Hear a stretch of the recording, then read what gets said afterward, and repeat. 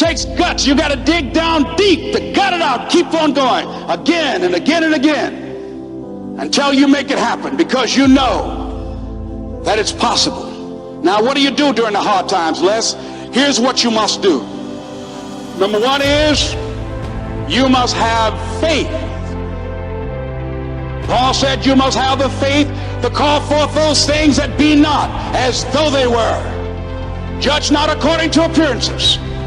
Don't judge your circumstances and the possibilities for your future based upon what you have now and because of what's going on now. No. That's not the real reality there.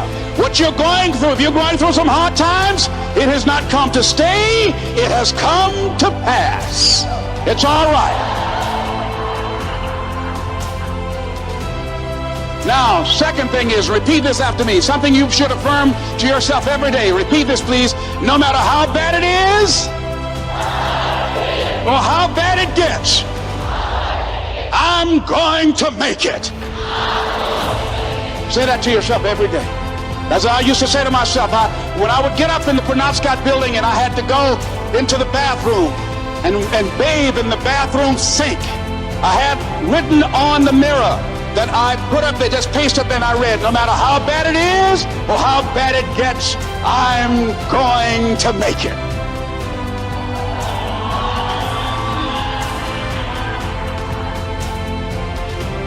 So you got to have faith. You talk to yourself. You say that affirmation. The next step is you must have patience and engage in consistent action.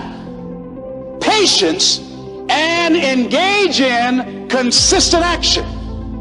See, everything does not always happen, ladies and gentlemen, when we want it to happen. It doesn't happen quickly. So in that process, they have something in the Far East called the Chinese bamboo tree. The Chinese bamboo tree, every day it has to be watered and fertilized. It's a very hard nut, and it takes 5 years of watering and fertilization every day, according to American Geographics, before it breaks through the ground. At any time, if the watering process and the nurturing and the fertilization process is stopped, the Chinese bamboo tree will die in the ground. Now, once it breaks through in that 5th year, then in 6 weeks it grows 90 feet tall. Now the question is, does it grow 90 feet in 5 years or 6 weeks? The answer is obvious. It takes 5 years. That's how long it took to grow it, to build that foundation, to nurture it, to water it, to build the reputation, to build the credibility, to learn the market, to learn people, to learn yourself, to learn the system, to learn how to do it, to figure it out. That's why you must have patience and engage in consistent action. We live in a world, ladies and gentlemen, where people want instant gratification. They want it right now. They want to be a Dexter Yeager, but they're not willing to pay the price, do what it takes to get up there where Dick Hopper or Bryant or Judy is. They think it was easy. No. It's simple, but it's not easy. It's a system that if you work the system, it works if you work it. But make no mistake about it, it's hard. You are the determining factor. Here's something else. It's possible you can live your dream. It's necessary that you have goals, that you write them down, that you surround yourself with a support team, that you are creative.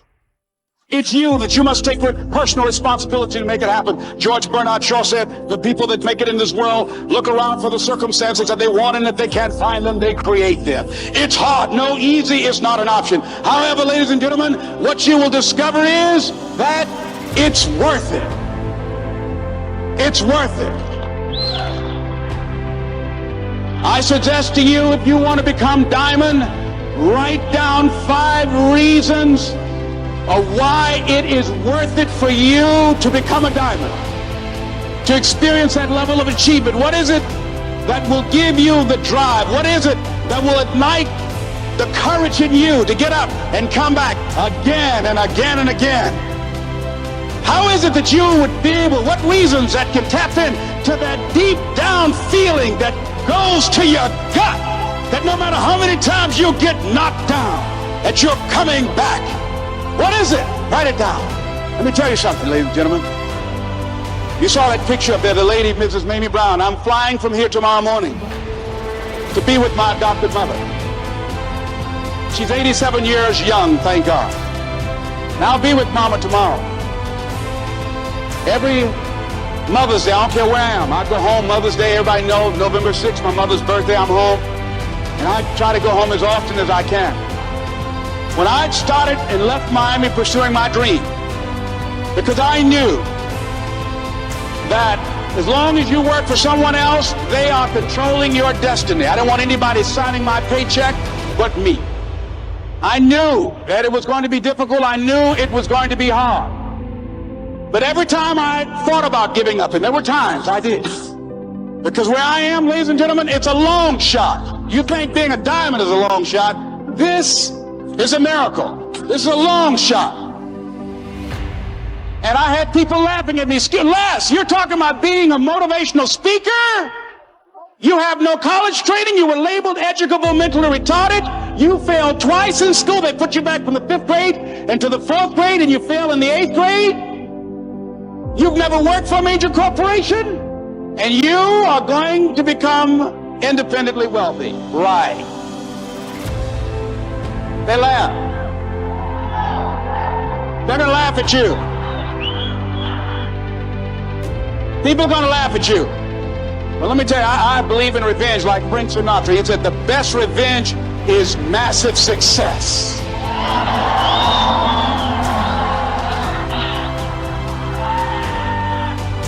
Ladies and gentlemen, when I was driving around with my mother and she saw a house, we were just looking for homes, and we drove an exclusive area of Miami where the coach of the Miami Dolphins, Don Shula, lives in that area called Country Club. My mother saw this house. Oh, what a beautiful home. And we looked at it. She said, oh boy, I would love to have something like that. One day I would feel like Mrs. Rock. I said, you like that, Mom? She said, yeah. I said, oh, we just kept driving. I did not let my mother know at that time that I had it etched in my mind that I was going to do whatever number of meetings, whatever number of contacts, whatever number of calls I had to make, whatever it took to make that become a reality. And the day that I drove to that house and said, Mama, you remember that house you saw? We got out the car. I said, yes. I said, I really know the people that live there.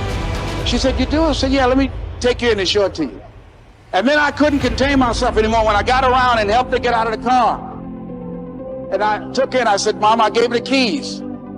Over 5,000 square feet. Large size Olympic pool, 12 feet deep. On a golf course, basketball court.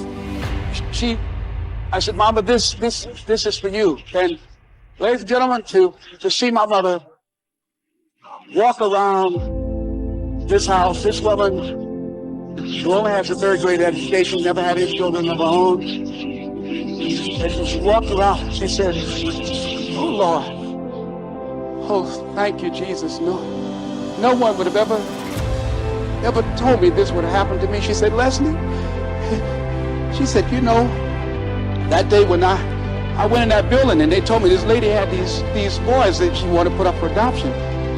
And I told them, I said, I'll take them. And she said, ladies, she said, raise your hand and swear to me 2 things. I said, what is it? She said, swear to me you won't separate them. She said, oh no, I swear.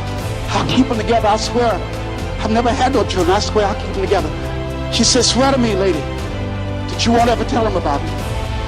She said, I'm married and I got pregnant while my husband was at war. She said, swear to me you won't tell. She said, I swear I won't tell.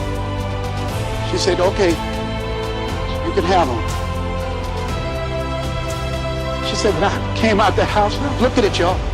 She said, I didn't know how I was going to do it. She said, I was working at the M&M cafeteria. She said, I didn't know how I was going to raise y'all. I just knew somehow the Lord would make a way somehow. And I never thought this would happen to me. And I know. And during those moments when it's hard, not only must you have patience and engage in consistent action, but you must turn to a power greater than yourself and just say, Lord, whatever I face today together, you and I can handle it. And I know some way and somehow you'll make a way for me.